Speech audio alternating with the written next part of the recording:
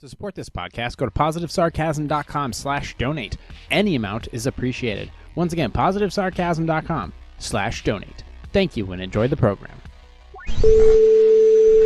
Bored housewives, so they're generally hitting the Moscato too because they need something sweet in their lives because their husband is sour. That ring on your finger? Some pygmy died digging that out of a hole for you to say I do and ruin some guy's like, look at that dude. He's got a hernia that's shaped like a bag of pretzels that he just ate. You're going to Thailand, you're going to smash some dude. Going over there for guy time, but it's not with his buddies. What does it say on the bottle? Well, if it says that on the bottle, why did you put it on your head? All these actors did was shut their mouths because they didn't want to be run out of Hollywood. Now a bad batch of Chinese food has you blowing insurance premiums on vitamin fucking D. Too much. That's what we're I going sound like for Bill here. Maher. Really, John? Really? We can't do this anymore, Auntie. I'll see you at the bar mitzvah. It's almost like it never existed, but it fucking did. So do me a favor. Go yourself.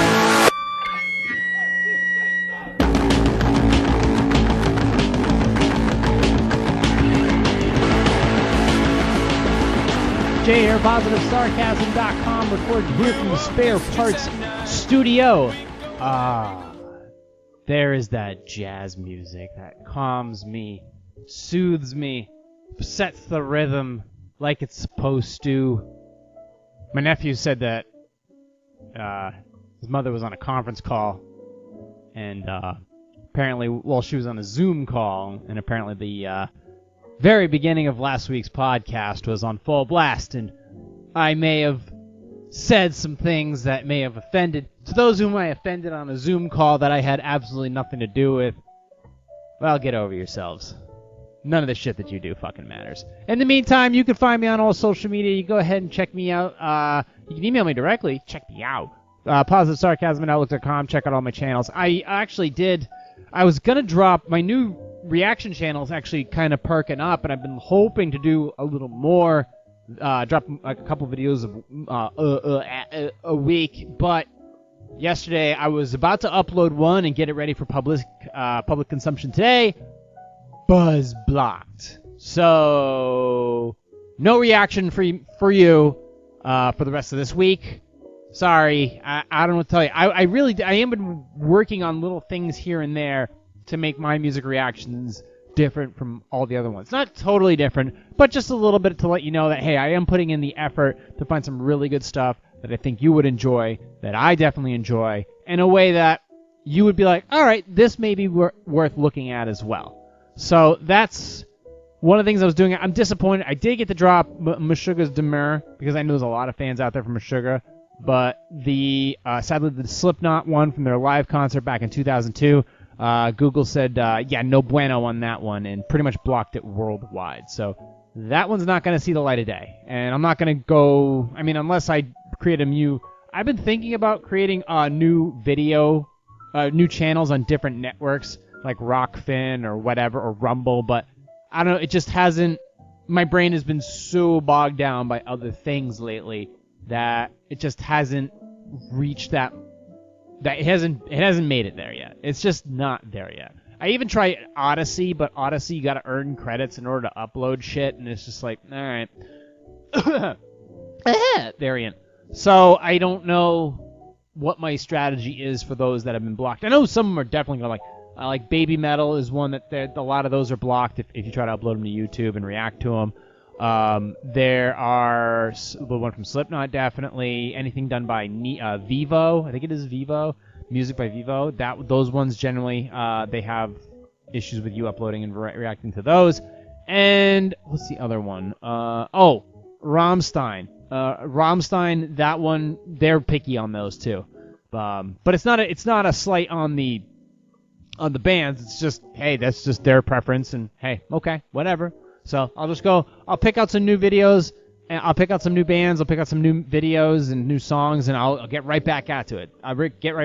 And so far, the results have been positive. A majority of people are liking these reactions, so I'm gonna keep doing them, and more to come, obviously, in that channel. So that was kind of the one bummer of the week, and then of course, I got an Amazon gift card, and you guys know, or if you don't, I despise Amazon. I hate everything about it. All this company does is overcharge people for food, treat their employees like shit, and shoot freaking dick-shaped rockets into near-Earth orbit. So this site I have no value for. So the one time, I'm like, I mean, I've had an Amazon credit card for the longest time, but now there's nothing. I don't even use it anymore. I just have it. So somebody gives me an Amazon credit card, a gift card. I'm like, all right, well, I guess, whatever. I guess I'll use it. I really don't have to pay for anything, if much of anything. And lo and behold, the one time in the past several years that I actually decided I'm going to order something from Amazon, and I set up the addresses, and I make sure that it's going to the right place, and wouldn't you know it, I look at the picture of where it's delivered, and it's an hour away. Thankfully, not in the worst direction. It could end up on my cunty ex-girlfriend's door, but it did end up at my old address. Not my old address, but my old address. All the way at the house I once lived in for about a week and a half, which is great. So, but, I mean, whatever. Hopefully Amazon will fix it, and then I'll never have to deal with them again. So, if you're ever thinking about getting me an Amazon gift card or anything Amazon-related, do me a favor. Do us a favor. Don't. I fucking hate Amazon. I hate everything about it.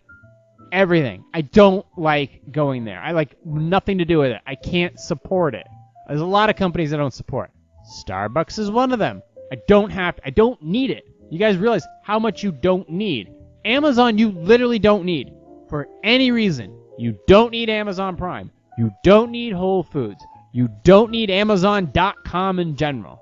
I've said this before. The only thing that actually has any value is the AWS cloud. That's it.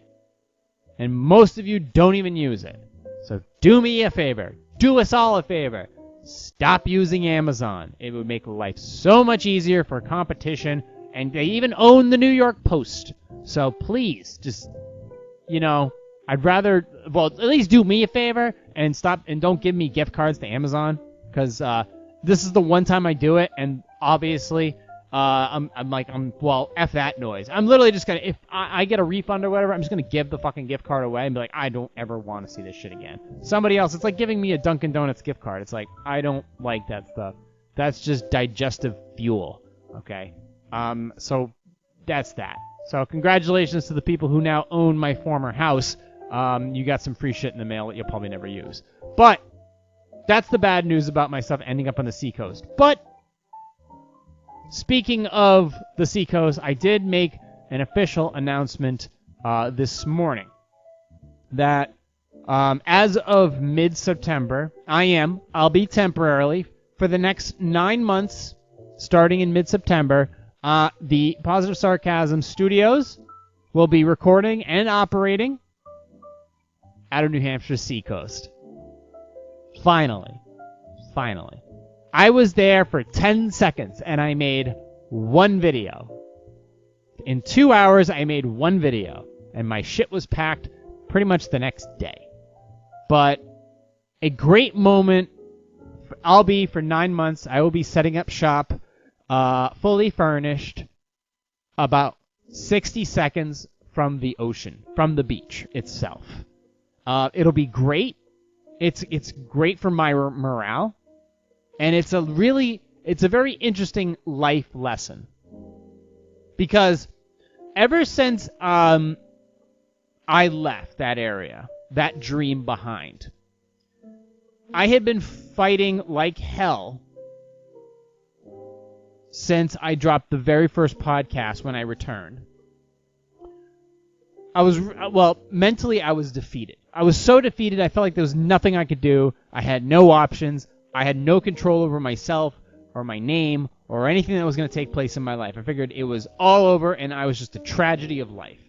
And then I was given a reason to fight and the avenue in which to fight in. And I did it. I just did it. No matter what it took, I had hope and I had fuel and I fought it and I won. I won my name back. I won my dog back. And I'm so happy to... I was so happy to have at least the opportunity to now move to the next level and work like hell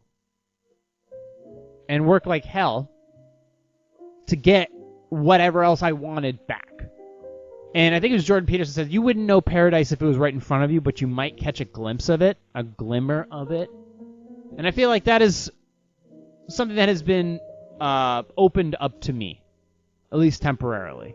Because this market, this housing market, this rental market, it's so ridiculous. I don't understand how there's so many jobs out there, and yet nobody wants them. And there's no houses to buy out there as far as inventory because it's all under contract. It's just so, like, nobody wants to work, but everybody wants a house. So nobody's getting jobs, but everybody's buying a house. I don't know.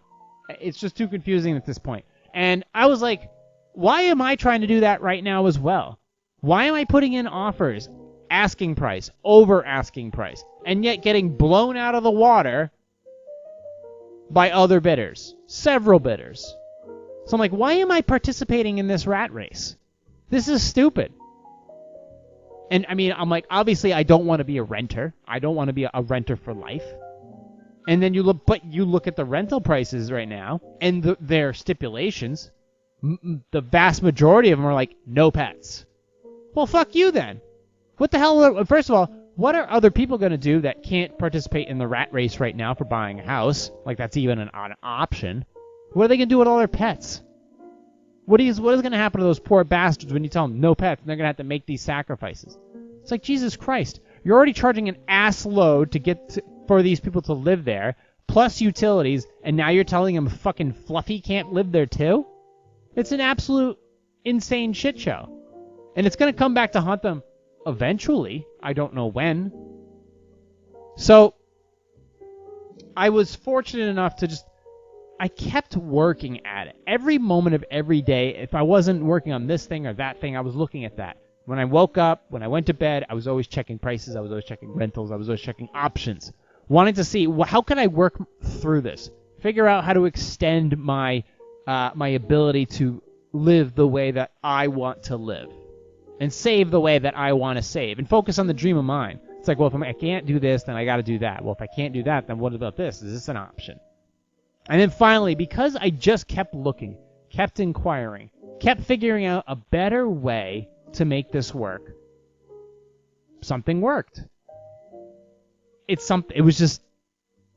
just made sense. Now, obviously, you have to act very quickly. He who hesitates in this environment is not only lost, but fucked. Super fucked. So I went down there. I originally went down there to look at a place that was right by my old house, but the way that the owner or manager of these properties treated me, I felt completely defeated, and I was just kind of moping along the beautiful beaches of Northampton, just kind of letting Chase just kind of walk about and let him get the enjoyment out of it, and then the long trek home. It was frustrating, to say the least. But I kept punching at it, and then another one popped up, and I was like, now that makes more sense. This has more of the stuff that I would like going forward, or at least for the short term. And I called the guy, I texted the guy, and I said, I'm going to come with all this stuff, forget everybody else, I'll have all the paperwork, I'll have a check for everything that you're looking for, ready to go. So I'll be there, then wait for me, don't do anything, I'll be there. Just letting them know, and I had a backup plan too, just in case this one didn't work out. So I had a plan B I had a plan C, because this was plan B, because plan A turned out to be shit, and then plan AA, which was to buy twice, just fell apart. Right? Plan A, plan A, I don't know. I guess I had like fucking the whole alphabet full of plans. But I went there and I was determined to get it done, to seal it, to extend my life for an extra 9 months. And it was just like, bam. So officially, yesterday, everything cleared, and I'm super pumped because it's the off season, and there's really nobody there in the off season. And it's just a good feeling to know that I fought through it. I worked really hard because this year sucked. This year it started off very weird, very nerve-wracking, and then it turned to shit, and then it turned into just pure sadness, and then it turned to anger and fighting, and then it turned to certain joy, and then it turned into uncertainty, and then it turned into just like 24/7, around the clock, and then it turned into acceptance. Now, don't get me wrong. For the next 9 months, I will be busting nuts to figure out what's going to take place after this. What are my options going to be after this? But don't think for 1 second that I'm going to relax in any way, shape, or form. Because I'm going to be in the environment that I want to be in. Doing some of the things that I want to be doing. Because I'm the one making the fucking decisions here. Nobody else for me. No credit card company. No fucking partners. Just me. My ability to make money, and my ability to live how I want to live, and my best friend. And that's it. And I've earned that right or earned that privilege to make this choice for myself. So, I mean, a couple minutes from the ocean, I can literally walking distance. Like, I can just turn left, and the ocean's right there. And I can walk there, and I can go for walks in the morning when the sun rises, and play stick on the beach with Chase because it's the off season. And it's just gonna be a magical moment. And then when the spring hits, then will be time to make the next decision. That's in my best interest. That's in our best interests. And by setting an example of, look, this may not be the life that you want to live, but there is a life that you want to live. And in order for you to do it, you have to try. And you have to try really hard. And the amount of effort that you have to put in is more than you maybe could understand or comprehend or whatever. You really do. Some people just gotta try. Some people just don't. They just, like I said, they just sit and they watch freaking Netflix all fucking day. And maybe they drink some stupid drink and they just sit on their phone and scroll all day, and they do nothing of value. That's not the life. Look, they say that's what they want to do, but it's not. It's not the life that they want to live. It's not the shit that they want to do. It's not where they want to be. It just makes them sadder. And they're not willing to fight for anything. I've been fighting every moment of my life this year. And now I am getting little pieces of that dream back, and it may not be may not be for a permanent term, and it's not exactly in the shape that I want it to be, but it's pieces of that because I'm working really hard to go in that direction, and because I just kept working at it, not necessarily knowing how maybe to do it. But by just focusing on it and piercing through all the bullshit and the scam ads, which there was a few of, or a lot of, I found something. I made sure it was legit. I made my case, and I got it. So it's like, great. I do what I want to do. I'm going to be living near where I want to live, with whom I want to be with. 4 legs and a big old smile. And I get to do this like a little adventure for the next 9 months. And on the weekends, I can do whatever I want. It's great. And more opportunities are starting to come my way. And my money is freeing up now. Because I don't have to be spending it on lawyers and other bullshit anymore, or paying off like old loans. That's done. I can put a little nest under me. I can relax a little bit with that part of my brain just pumping away 24/7. You gotta do this, you gotta do this, you gotta do that. What are you gonna do that? No, that part can rest now. Now the other part can kick into overdrive. It's like, this is where you're gonna be. Good. You don't have to worry about that anymore. You did it. You figured this part out for this period of time. Now here's the time length we have. So you don't have to worry about this part. Let's focus on this stuff now.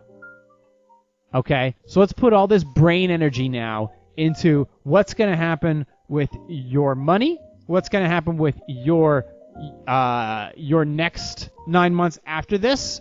Let's figure out what's going to happen in ways to make you possibly more money, live a better life, planning for the winter time, what the holiday is going to be like, how I'm professionally, how am I going to improve on my content?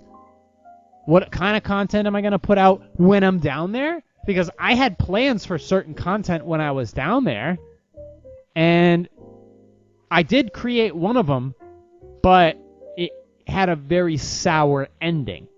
For a reason, I put it in there. But now, I get to create some of that other content that I've been wanting to create. And I'm in a position to do so. I still got to take care of a couple more things this month financially, but it makes me feel good to know that this is a thing, and really nobody else dictates where I go from here.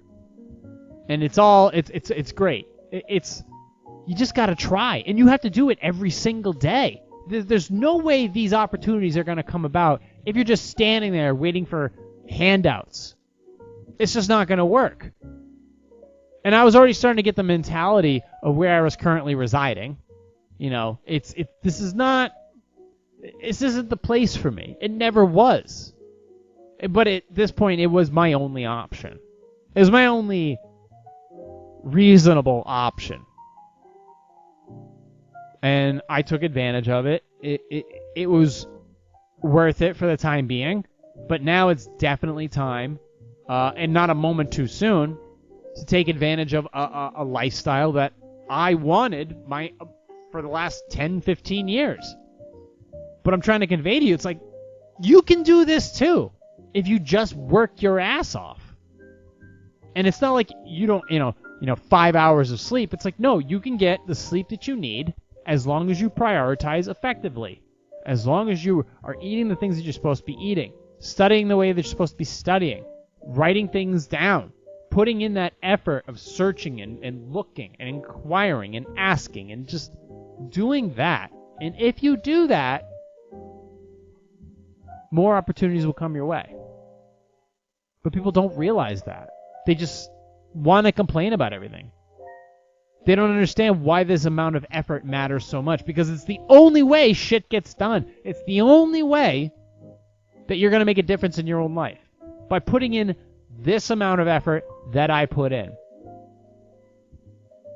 People tell me that I should be doing this or making this amount of money. It's like, look, at the end of the day, I want to be doing what I want to be doing. And that has a lot of sacrifice to it. But I made these sacrifices for a specific reason. Some of it didn't pan out the way I wanted it to. But I still got my best friend. I'm still moving to the ocean. What's next? What else do I got to do? I'm not giving anything up. Not really. I maybe am consolidating a couple things and getting rid of some extra cords, because my spare parts studio, man, let's face it, that was a lot of shit I didn't need. I don't need 4 extra Lenovo laptop adapters. I don't need that. I really don't. I mean, come on, let's get ridiculous. There's a lot of that stuff I don't need. I don't need 10 different PC speakers. But I have them, and they are nice speakers. I just don't know how to get rid of them. Maybe if I organize them enough and sell them for quick cheap money, that might matter. I could probably do that. If you just keep focusing on it, it can work. It can really work. I don't need all this stuff, and that's some of the sacrifices I'm going to have to consider when I make this move, because I'm really doing it all myself at this point. But it's up to me. It's a decision I have to make, and it's fine. It's great. It's still sinking in, but it is official. So, I just wanted to let you guys know that I am officially moving back to the seacoast for the next 9 months, from September 15th to May 15th, for the entire fall and winter and spring. And that's great. So as long as Hampton Beach doesn't flood in early spring, I should be fine. And right now, the water right now in New Hampshire is very, very high. I mean, I was going for a walk the other day with my nephew and my pupper, and holy shit, the water on Lake Winnie was it was a little startling. And then as soon as we left, it just downpoured.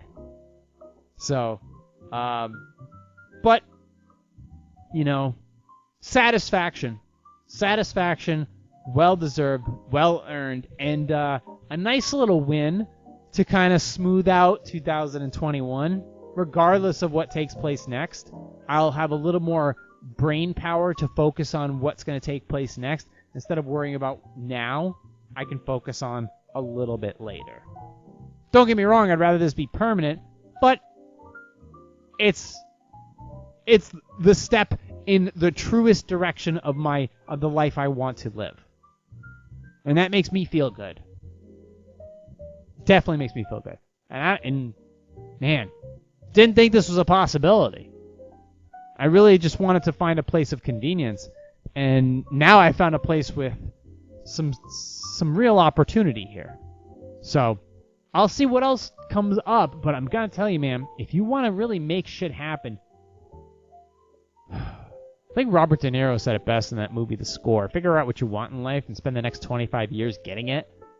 But, I mean, it took me a long time to figure out just what I wanted. And I'm only halfway through, and I just got a little of it. But I got a lot more to do. But, yeah, I don't know. I'm running a little long here. I want to get to some Q&A. But this is a good feeling. And I just wanted to make that official announcement that I am moving down there. And I'm not going to, like I said, I'm not going to do any content that I don't want to do, any events I don't want to do. I really just want to enjoy my time while I'm down there and creating the content that I want to create, and then see where it goes, because I've been trying to do, some content, and it just hasn't panned out because I've been so focused and so busy on just other shit in general, and it hasn't been working. Thankfully, the music reaction channel doesn't take up a lot of time. It just requires a little bit of studying and some editing in the background, but it's not a hard thing to do. But it is fun. But I want to get out of the this chair here and go on some adventures. So we'll see what happens from here. In the meantime, I wanted to get to this one. Actually, I want to get to this New York Post article, and then I want to go ahead and finish up with some Q&A. So this one I was just hearing about the other day, and officially it is an article on the New York Post about Google and how it's rolling out its pay calculator. Now, the whole work-at-home thing has caused a lot of problems with the real estate market because people could be working. Here's a couple examples. Let's say you live in California where taxes are out of control, but your job is also in California or something or somewhere, but if you have an address, say, in New Hampshire or in Texas or in Vermont, you won't pay as much in taxes. So what you do is you buy a house there for like $250,000, $350,000, because you make so much money in the state of California or in the state of New York, you can put that down as your primary address. You'll pay less in taxes because that's just how it works. And if you're working from home, you can do it too. There's a lot of people who work for Google or work for hospitals or work for admin agencies or whatever. They work from home. They can move to farther away areas. They can move to different states that have no taxes, and they can make a fortune. So they can move here, drive our prices through the roof, and still make a shitload of money because they work in, say, another state that pays out more simply because you're an employee of that area. So, and this is something that's hasn't changed. Like, I'll get this right out here. Companies can do this. Like, if you worked second shift in some healthcare businesses, they would pay you more money if you worked second shift. If you work first shift because it's more convenient, you make less. That's just how it is. But by working from home, wherever it is, if say you lived in Texas because your job was in Texas, but you decided to move to Iowa because it's cheaper to live there, but you still work for the same company, make the same amount of money, but pay out less in taxes, you do it. But Google has decided to work out this thing, a pay cut calculator, potentially, who choose to work remotely. So if they work remotely, the early results suggest that it'll penalize suburban staffers. So if you're working from a farther away place, say if Google is in California and you live in New Hampshire, you might make less money by working in New Hampshire. So if you want to work, if you want to make more money, you got to show up to the office. And I don't necessarily disagree with it because it's put people in my state or lower income state, not lower income states. Well, sometimes lower income states, but lower taxes states where the price of things is cheaper, the price of housing is cheaper. It's put us in a conundrum because you guys are invading our fucking states and taking up all our housing. And it's caused our style of living to go up. Where we want to live here, we want to work here. We're willing to take less money to live here. We don't want to live in California. We don't want to live in New York. We want to live here. We like it here. Maybe you want to live in California. Well, then you need to... Maybe you want to work in California and make that money. Well, go live in California. That's your choice. But you're moving here, and it's causing a ruckus in our market. Like people in Massachusetts were doing that as well. They were just buying summer houses up here and getting drunk on fucking White Claw and tearing it up on just for the summertime. But now a lot of them are moving here permanently and driving the housing market through the roof. So Google is rolling out a new internal calculator to explain potential pay cuts to employees who choose to work remotely, and the early results should suggest it will penalize suburban staffers. Screenshots obtained by Reuters show that Google employees who previously commuted an hour to Google's Manhattan offices from nearby Stamford, Connecticut, for example, would see their salaries slashed by 15% if they choose to continue working from home. By contrast, Googlers who live within New York City's 5 boroughs and choose to work from home permanently would not see their pay slashed at all. The screenshots also showed 5% and 10% differences for commuters living in the Seattle, Boston, and San Francisco areas. Google employees who move even farther away from the company's offices have been warned they could face even harsher pay cuts. A worker who left San Francisco for Lake Tahoe, another expensive area of California, would have their pay cut by a whopping 25%. That would mean an employee with a $150,000 salary would suddenly make less than $112,000 per year. Then again, now we're talking about what is that? Not the path of least resistance. The return. Once you get over $100,000, that return that you're of your whatever, it's the law of diminishing returns. Once you get over $100,000, does your happiness go up even more with another $25,000? But some people need it because they're one person supporting the whole family. Whatever your reasons are. The calculator states it uses U.S. Census Bureau Metropolitan Statistical Areas, or CBSAs. Stamford, Connecticut, for example, is not in New York City's CBSA, even though many people who live there work in New York, which is true. A lot of people who live in Connecticut work in New York City and make that commute every day, just like people in New Jersey doing the same thing. They got to cross the Jersey Turnpike, blah, blah, blah, blah, blah. News of the Google tool comes amid a broader debate at tech companies about remote work and compensation. Facebook, Twitter, and LinkedIn have all warned employees, they use the word warned, who plan to leave expensive cities like New York and San Francisco that their pay will be slashed. While smaller tech companies like Reddit and Zillow said they'll pay the same regardless of where employees live. Jack Rosenfeld, a sociology professor at Washington University in St. Louis, who researches pay determination, said Google's pay structure raises alarms about who will feel the impacts most acutely, including families. Quote, what's clear is that Google doesn't have to do this, Rosenfeld told Reuters. Google has paid these workers at 100% of their prior wage by definition. So it's not like they can't afford to pay their workers who choose to work remotely the same that they're used to receiving. Well, Google doesn't have to, but Google wants, like any company, Google wants, like any other employer would, they would want loyal employees. Loyal and reliable employees. Regardless of whatever, if working remotely works great or not, if it's better, if it's worse, Google wants employees possibly in the office or in the city, because if they're paying you, if a company's paying you $125,000 a year, most likely they want you to show up. Right? I could see that. Company's paying me to show up to work. Well, okay, then I got to show up to work. If it is more convenient, though, if it makes more sense, if they don't want to have that commercial infrastructure, like we want to pay these employees all this money, they can work from home, and we can compensate them, and we don't have to pay for this stupid giant building in the middle of the city, so now we don't have to pay for all that real estate. We can pay our employees to work from home instead, and give them the infrastructure to succeed. Like I said, it's up to the company how they plan to do business.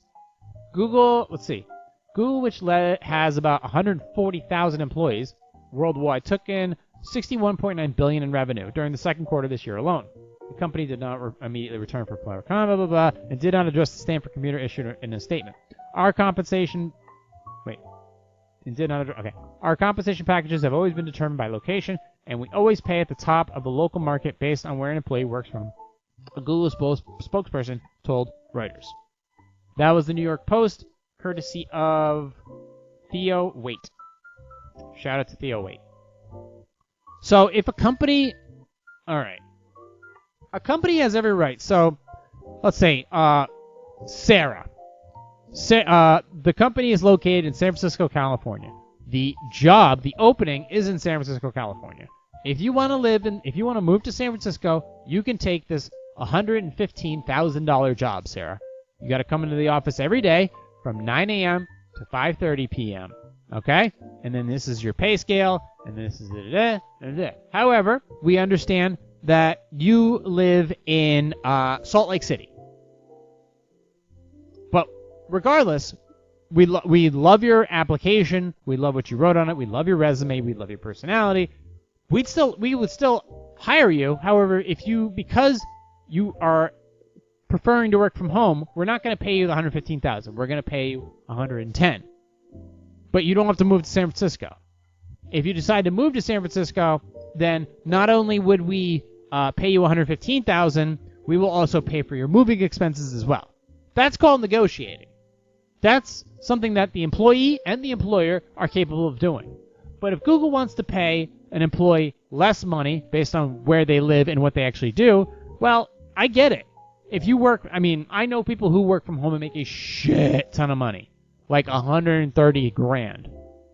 But they do a lot of work, and they are extremely intelligent. And the work they do, at least from the company's perspective, matters. It matters a lot because of the objectives they're trying to achieve. Whatever. But if working from home in this position makes you less effective, then Google or any other company, it's their right to say, well, we're not going to pay you as much. We're not going to give you as many benefits. It's going to make you more expendable. It is their right.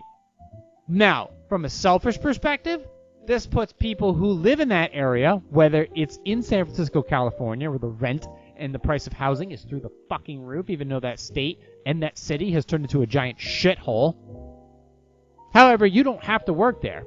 And I don't have to work there. I prefer to live here. And I'm willing to work with the wages in this state and the price of weddings in this state and the price of making videos in this state and working with clients within this state, even though I work with clients all over the world, about living here. I'm willing to make that sacrifice because I prefer this type of lifestyle.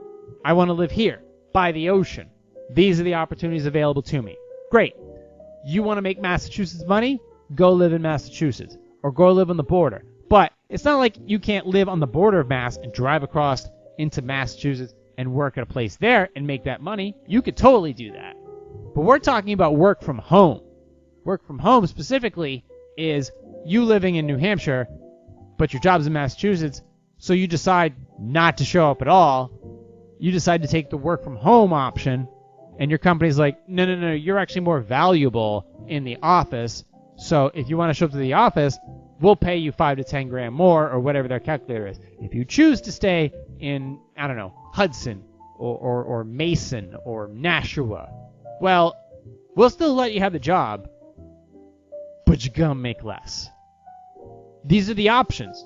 And I feel it's the company's right to do so. And that may allow us, as people may be seeking houses or seeking rent or doing whatever, it may give us a little more breathing room so that if we choose to live in a state where things are a little more relaxed, we could be a little more relaxed about living in a state that's a little more relaxed. You know what I'm saying? Just, because all these people who, live in California, that's another weird thing though. They still work in California. That's a whole other object entirely. They live in California, they work in California, but they buy houses in New Hampshire, and then they claim that that's their permanent address, so they pay less in taxes. But if they're working from home, they can do that.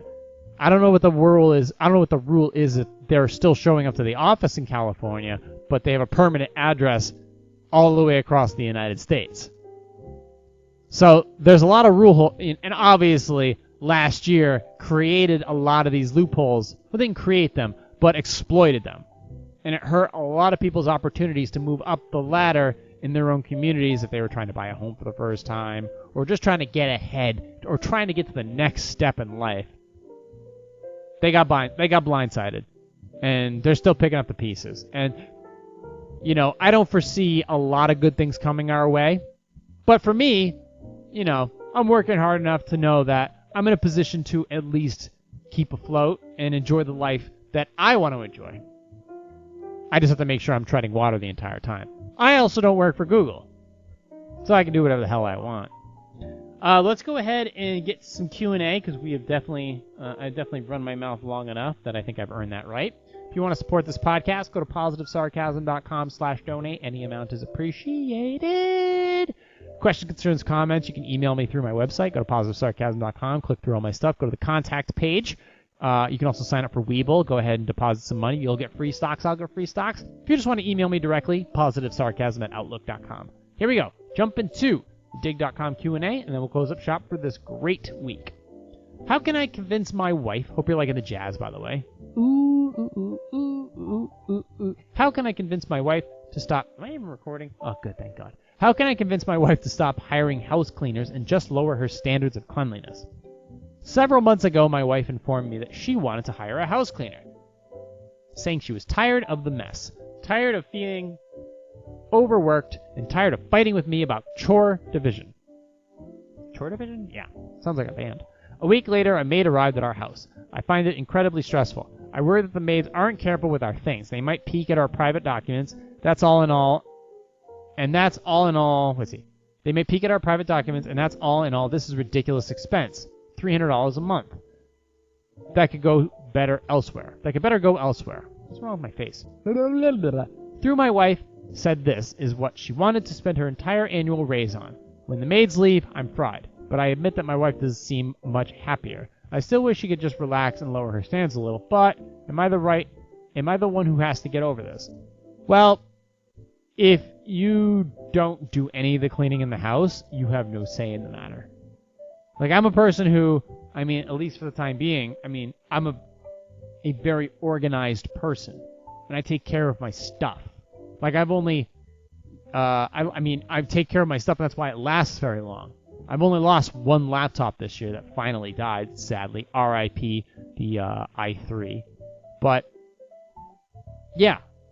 You want a cleaner, if you don't want her to be spending that $300 a month, you need to help out with the chores in the house. Do your own fucking laundry. Clean your own dishes. Make the food. It's not hard. It isn't hard at all. Unless it's a position where she doesn't work, but you do. Alright, okay. Figure out the dynamics. But if you have time to be helping out in the house, then you do it. Because that's what I do. You take care of your own shit. Whether you're a man or a woman, it don't matter. If you can clean or you can cook, then you do it. That's it. Move on to the next one. Should I report my project lead to our academic department after she dated me and then refused to credit me for my work?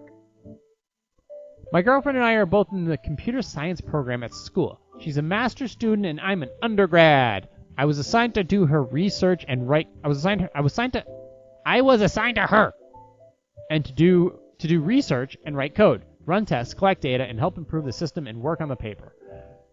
I worked through the whole spring and summer with her writing code, making changes, making edits to her reports, collecting data, and tuning it. I actually feel as though I did more work on her thesis than she did. Her brother is an associate faculty at the school in the electrical engineering department, and she decided to keep our relationship a secret from him for whatever reason. I respected that, but when it came down to her thesis being done, and paper being published in an academic journal from this, she did not even credit me once in her thesis, nor the journal. Someone who contributed almost nothing was credited by comparison. And she also mentioned her sister in her academic journal, though, even though blah, blah, blah, blah, I was in every country and I did nothing to help. Okay, and did nothing to help. When I brought up how she potentially hurt my career by not including me, she reminded her I spent literally 3 to 5 hours daily helping her on her project. That was so cruel to not include me, she brushed it off and said that I'm being inconsiderate of her family situation and cultural differences where she's not allowed to date. I even pointed out that I was assigned to her and that nobody would have known we dated and requested she modify it to include me. She declined to do this. I decided to break up with her based on this. Good move. She wouldn't hear it and has taken to following me around campus, including sitting down at a table with me and 2 other classmates and breaking out into tears asking me to take her back, etc. The situation is going up to borderline harassment now, and I'm considering going to the department to complain and then show my contributions and that I helped her an extraordinary amount.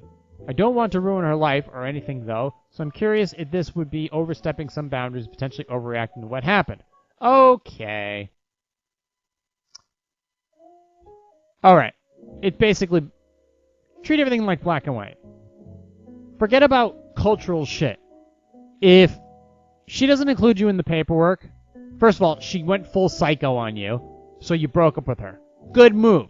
That's a good move. But now she's harassing you. That needs to stop. She needs to also... you may have to take a loss on this paper thing, this whole thesis whatever. But either way, if she doesn't stop, forget the thesis thing aside, if she has to stop, you do have to report her. If she's gone full psycho, she's a potential threat. If she's a potential threat, the director needs to know about this, and it needs to be handled accordingly. And yes, you do need to tell them either way, regardless of whether you get credit for it or not, you do need to tell them that you were working on this whole thing with her and helped her out a ton, and you didn't get any recognition, and when you said, that's it, we're done, because I feel like you've been acting irrationally, she went full psycho, and now is following you everywhere, and creating a living hell for your opportunities there. So yeah, regardless of whether you ruin her career or not, does not matter. You are the priority. Handle you. Let's get to the next one. What is the best way to tell my daughter-in-law that her sense of style is emasculating my son? I'm very concerned about my daughter-in-law and how she is affecting my son. They have been together for a long time, nearly 15 years. She was his first serious girlfriend, and he was a late bloomer, so we were relieved he found someone. We normally get on quite well. She is polite and does seem to care about my son, although she can be rather loud and bossy where he is quieter. He's a beta. Yeah, he's a beta. In the beginning, she was much more feminine and slimmer. Over the years, she has gone up at least 1 or 2 dress sizes.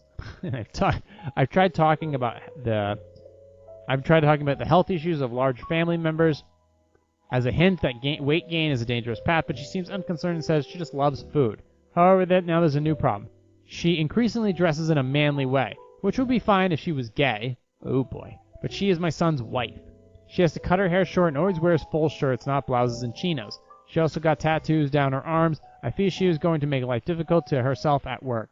I also worry she is emasculating my son. He is a sweet person who probably doesn't want to say anything to hurt her feelings, but he can't be happy about having a wife who looks so butch. I need a way to tell her that she has responsibility to keep her appearance in a way that flatters herself and her husband. My husband thinks we should just leave it alone, but she has no parents of her own, so I'm the only one who can give her advice. Well, look, it is... at the end of the day, it's none of your business what they do.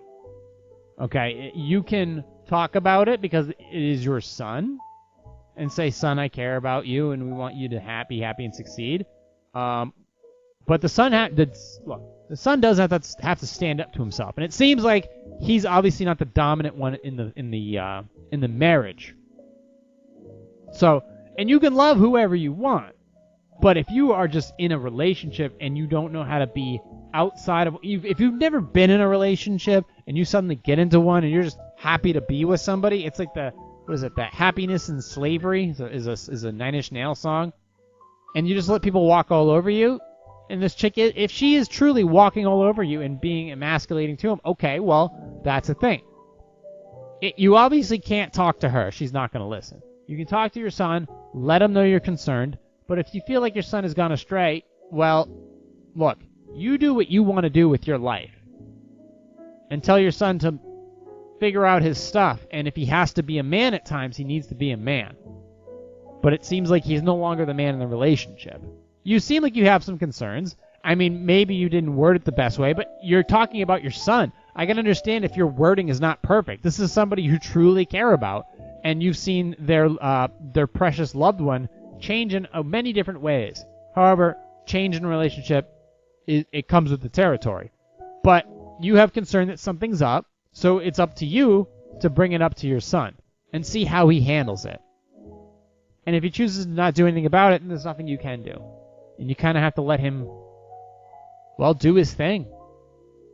And then see what happens from there.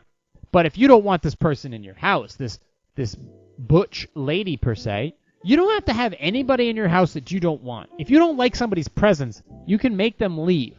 That's just something to consider. If you don't like somebody, you don't have to talk to them. You don't have to associate with them. You don't have to call them. You don't have to do anything in life that you truly don't have to.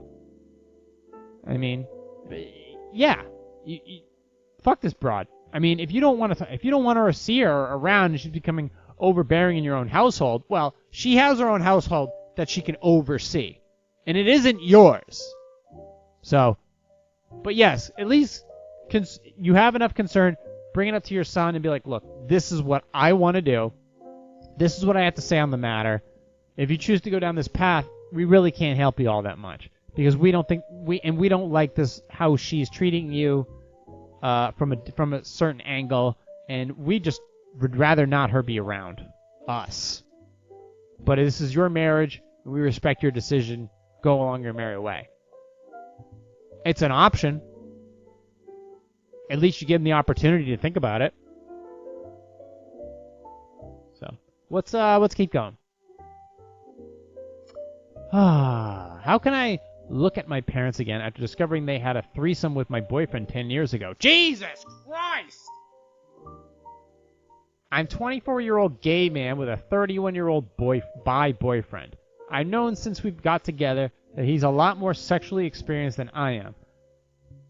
But it's never been a big deal before now. This weekend he met my parents for what we thought would be the first time. But it turns out that he was turned out.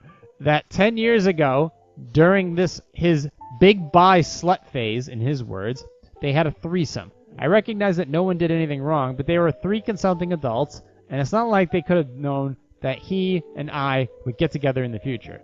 But also, my boyfriend fucked my parents. I'm mortified. He's mortified. They're mortified. And I may never be able to look at my parents again. Please help us find a way to move past this. Well, I don't know. What's the community like there? What's the gay community like as far as you guys, how often you turn over boyfriends and girlfriends? Is it one of those things where, the first date and then the second date you guys move in together? I don't know. How does it work? I'm not sure how all this stuff works. Hey, look, if you can't get past it, look, I don't blame you. That can be traumatic. That can be like, oh, okay. Like if I was with somebody and I found out that, this situation was kind of a thing going on,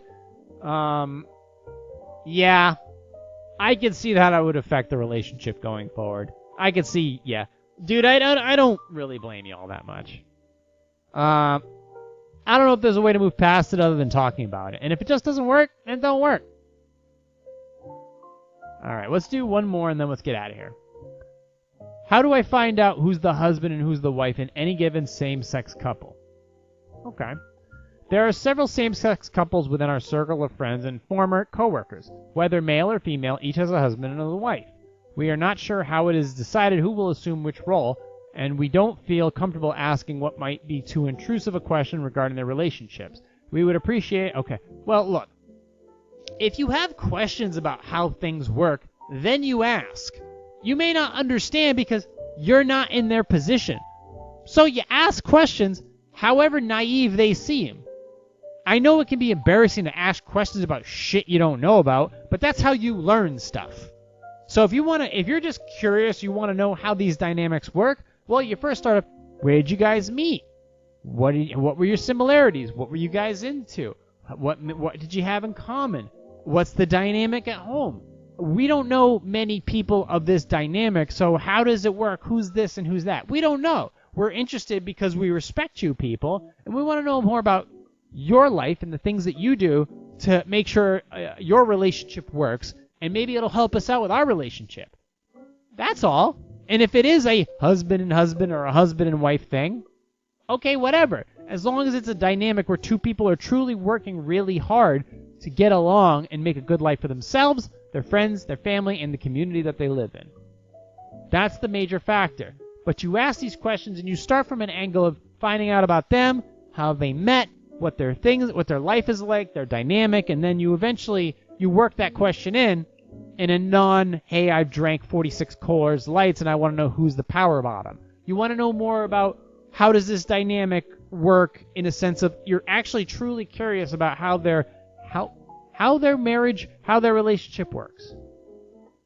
And they'll be most of the time they'll be happy to oblige, and they'll explain to you how their lives work, because most of them are, they're either partner, or husband and wife, or husband and wife, or they're whatever. But you ask, and you ask from a position you ask from a value system that you know about, and see how it translates to how they do things. And then you learn something, and then you guys are closer because of it. Right? How the hell are you going to learn if you don't ask questions? You're not them and they're not you. They got questions probably about how things work with you. So don't be afraid. Ask the questions and see how things go. All right, we are done for the day. I look forward to the rest of my week. I hope you guys look forward to the rest of your week. I hope that I'm able to provide you with some motivation to continue working hard on the dreams and the things that you want to do and how hard it is to get there. But when you do get there, or you do get a piece of that dream, that you work really hard to maintain it and continue to mold it to your liking. So I hope that I've created some insight for you. I'll let you know, well, you'll know visually when I actually make this transition. In the meantime, you can like, subscribe, share. You can go to my YouTube page, Positive Sarcasm Podcast. Check out my other channels, Positive Sarcasm Reactions, and the original Positive Sarcasm on YouTube. If you want to listen to the audio version of this podcast, it's available anywhere where podcasts are available. The Podcast Addict, Spotify, iHeartRadio, the iTunes, Apple Podcast Network, anywhere. And I'm proud of it. So thank you guys for listening, watching, subscribing, donating, positivesarcasm.com/donate, and I will talk to you all in the next episode, recorded here from the Spare Parts Studio. This has been a Positive Sarcasm presentation.